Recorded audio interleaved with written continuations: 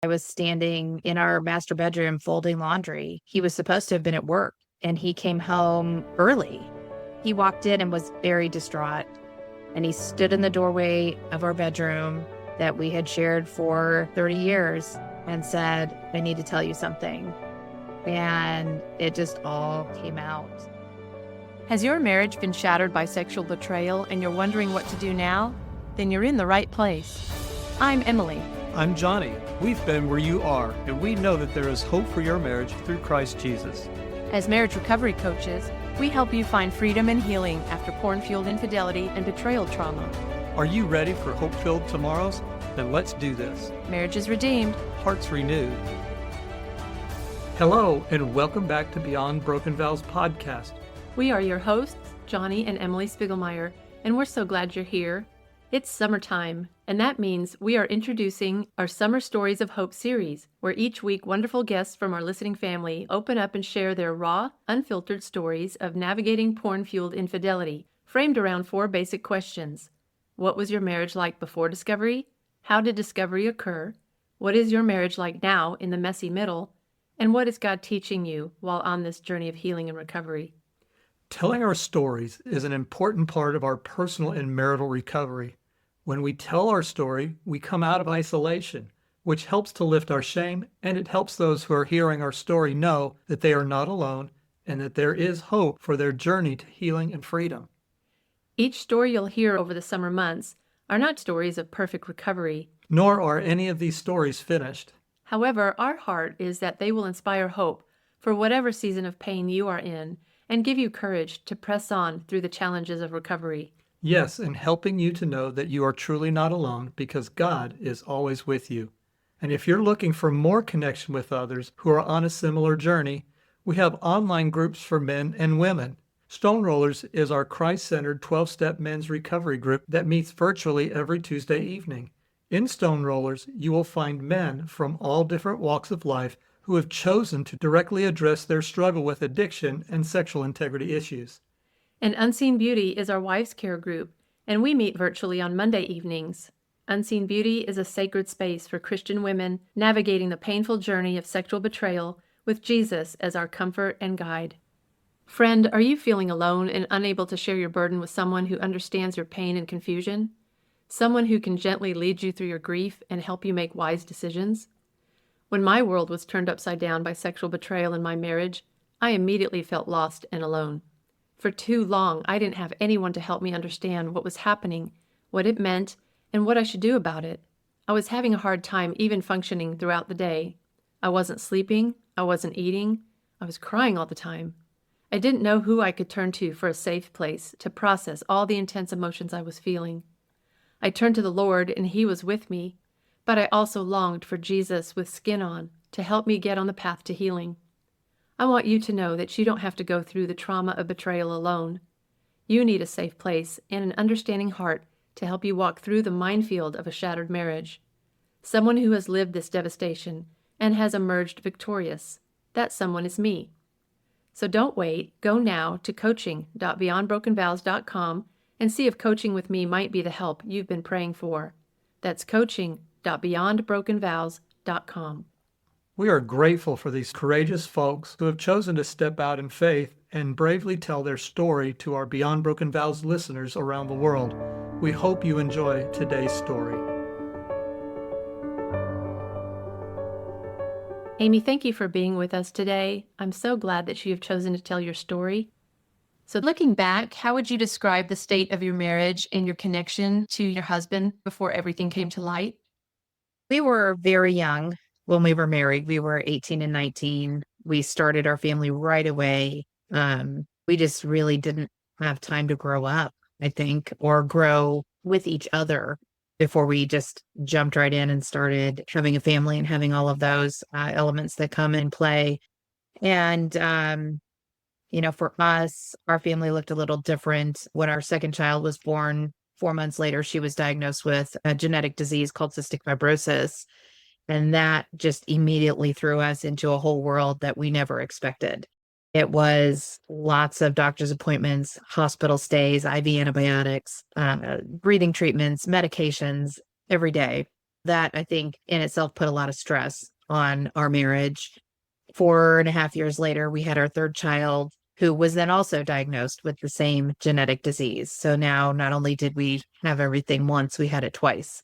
That just even added a lot more stress to our daily lives. And I think we just really learned how to survive. We just learned how to center our lives around taking care of the girls, navigating hospital stays. Where's our oldest going to be when we're in the hospital? Those were all big, big challenges that we faced. And we never had time for each other that I wish we could have had.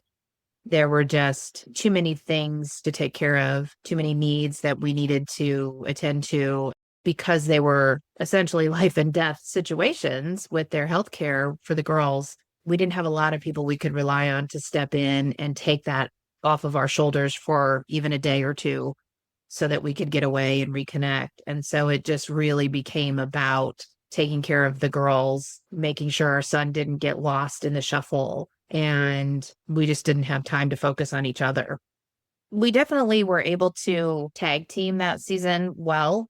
We took turns being in the hospital, being at home. We took turns taking care of their treatments and their feeding tubes and all of the different things that came along with their care. And we parented well together. We did the things that normal families do with sports and karate and theater and, all of the different things that our kids were involved in, family trips, family vacations when we could, when everybody was healthy enough to do that. And we chose to live a very frugal lifestyle so that I could stay at home and he worked and supported the family. And we were able to have that, what I thought was the ideal life, besides having the illness. He was very active in parenting with me and very active in, each of the kids individually. We just parented, I think. As the girls got sicker, we were getting to the point where we were looking at possible double lung transplants. Our second child, unfortunately, she didn't live long enough to get that call for that opportunity. And I look back now and think, that was 12 years ago. And I remember thinking that the reason that we got through that loss together was because we allowed each other to grieve the way we needed to grieve. We didn't judge each other. We didn't get angry at each other. We didn't take it out on each other. And I did a lot of redecorating the house, painting, finding good deals online for new appliances or new this or that. He did a lot of riding his motorcycle. And I just thought that's how we were dealing with the grief. 6 months after we lost our second child, our third child did get a double lung transplant. And it was 6 months to the day. And that was just amazing. And I knew when they came walking down the hall to tell me that they had potential organs for her, I knew it was going to be great. Everything was going to be fine. I just had that tingling feeling. And it was. She did amazing. She had a year and a half of just normal life. She could breathe, she could dance, she could sing, she could keep up with everybody else. And it was just wonderful. And we had that time together where we had a brief moment of what it was like to be parents of normal, healthy kids. So, there again, for a while he was gone, working out of state for about 7 months during that time. And that was right around the same time that she started rejecting her lungs, her donor lungs. That was really difficult for me because I was juggling all of that on my own while he was out of state working. He was able to relocate back to our home state. And then we were, just here we are again, walking this road together of loss again.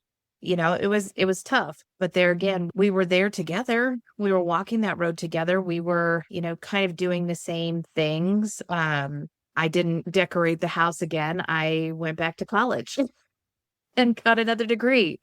He kept working. He kept riding his motorcycle. He kept, doing all of the things that he did.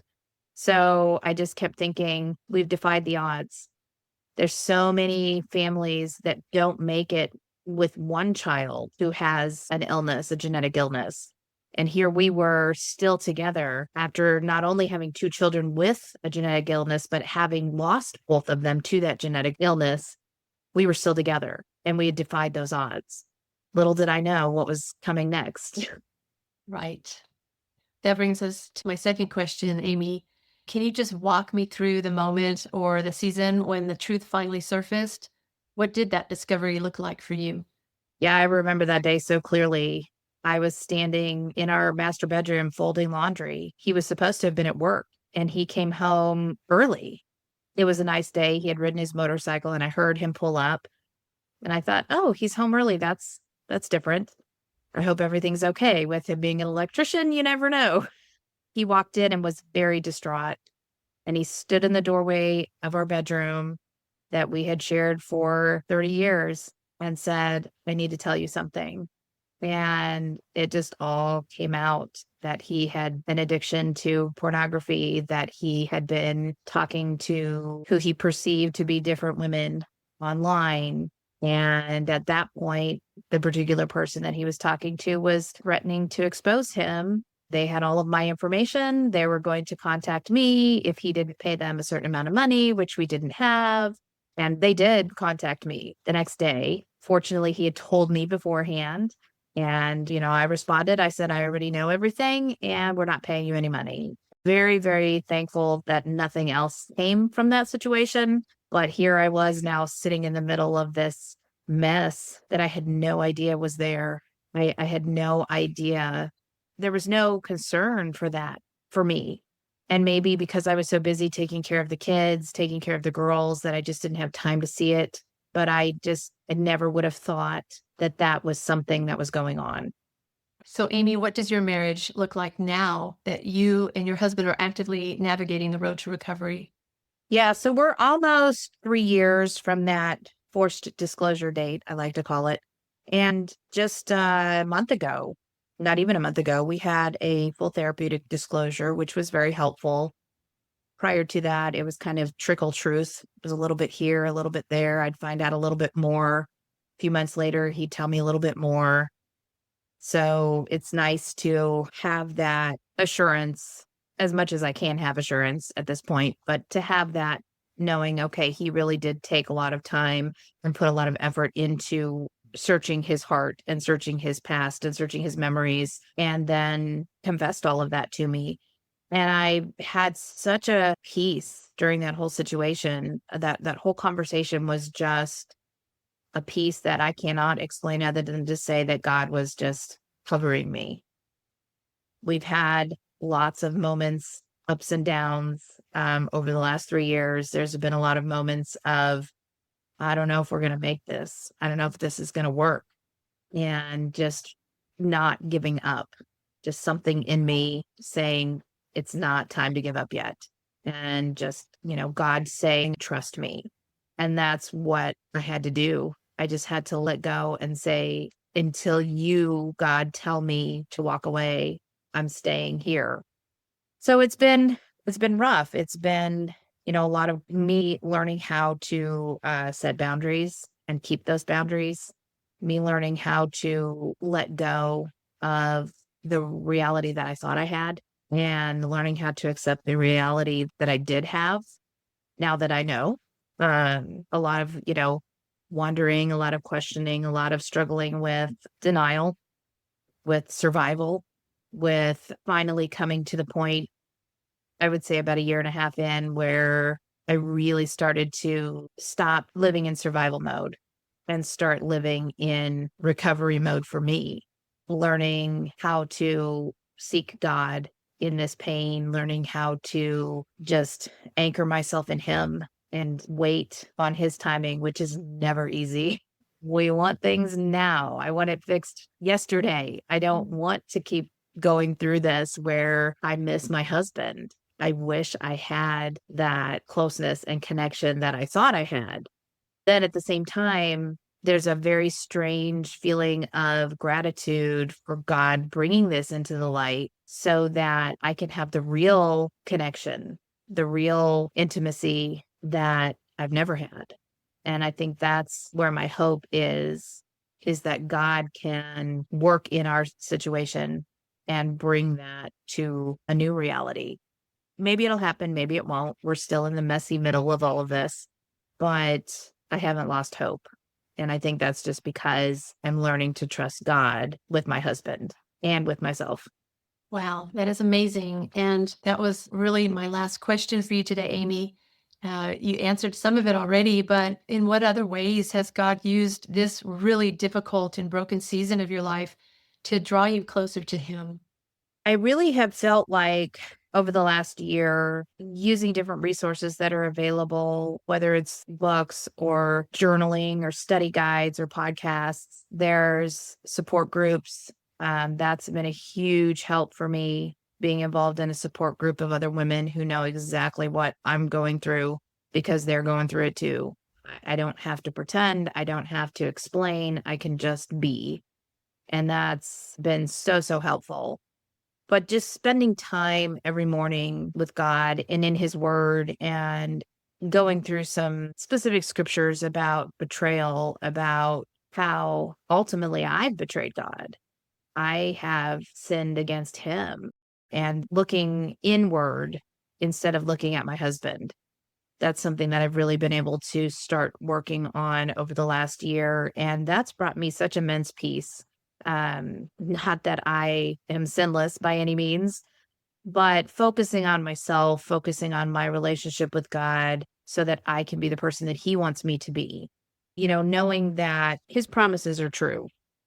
And, like I said earlier, they don't always happen in my timing, but they're true. And he does use every situation for good if I let him.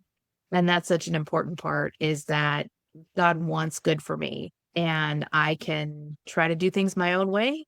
And that's not going to end the way that I want the ending to look like. So, really focusing on, what does God say about truth? What does he say about joy? What does he say about peace? What does he say about patience? I've learned a lot about that. Even the last 6 months has really been a time of really growing spiritually for me. The way that God can bring beauty for ashes. You read that verse and you think, oh, that's so nice, but I'm living it. Even if the beauty doesn't end in a restored marriage, there's still beauty that God's been doing in me and in my life. And other people have seen it. Other people have said something to me, that they see a change. They see a peace in me. They see that I'm living differently. It kind of takes me off guard because I don't feel like I've come that far. But when other people say they've seen it, then I can sit back and look at it and say, well, maybe I have grown more than I thought. I've started journaling, which is really helpful for me to just write out my thoughts, what God's telling me, what God's talking to me. And I think about, in 2 or 3 years, when I look back at those journal entries, what am I going to think? Wow. Aimee, that is an amazing story. What hope is in your story? It is such a difficult journey. You have come through so many painful things with your daughters and with your husband, and yet you can still smile. You can still see the beauty and the good. And that is where that softness of your heart is giving God permission to work. He is working in your life in ways that you can see and ways that you can't see. And it's because you have surrendered to him, and it's a beautiful thing. So thank you so much for sharing your story today. I know it's going to bless a lot of people out there. That's really my hope, is that I can help other women who are struggling in this same spot that I'm in. It's hard, it's messy, but, just keep looking to Jesus and he's going to get you through it. Is it worth the journey and the hard work? It is. I wouldn't wish it on anyone, just like I wouldn't wish the loss of a child on anyone. But God has taught me so much through all of that, and taught me how faithful he is, that he will bring good out of tough situations. He is faithful. Thank you so much for sharing, Aimee. Thank you, Father, for how you are working in the life of today's storyteller. May you receive their story as an offering of praise and bless them as they continue on their journey to freedom. And join us next week for another story of hope. So until next time, Marriage is redeemed. hearts renewed. on Beyond Broken Vows podcast. Thank you so much for joining us today. And before you go, if this podcast encouraged you and you're feeling some hope for today, please share this show with someone else you know who is going through a similar situation and needs to know that they're not alone. One of the best ways that you can help us reach more people is to leave us a 5-star written review on Apple Podcasts. And don't forget to hit subscribe so you don't miss out on upcoming episodes. And as always, we would love to hear from you with questions and comments. Just email us at support@beyondbrokenvows.com. As you walk out this journey one day at a time, may the Lord bless you and keep you. May the Lord make his face to shine upon you and be gracious to you. May he lift up his countenance upon you and give you peace.